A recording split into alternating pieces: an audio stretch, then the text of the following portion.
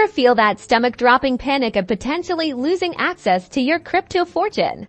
Don't worry, in this 90-second guide, we'll walk you through exactly how to recover your phantom wallet and breathe easy again. First, let's assume you've either lost your device or simply can't remember your password, meaning you can't access your wallet. Find and open your Phantom Wallet app, either on your existing device or on a freshly downloaded app on your new device. You're looking for an option like import using secret recovery phrase or restore wallet. Tap that. Now, carefully enter your 1 to RD secret recovery phrase, making absolutely sure there aren't any typos. Double and triple check this step. It's crucial. Remember, this phrase is like the master key to your vault. Next, you'll be prompted to create a new password for your wallet. Choose a strong, unique password that you won't easily forget.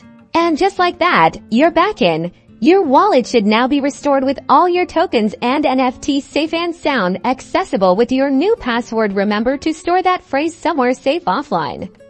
Congrats on recovering your Phantom wallet.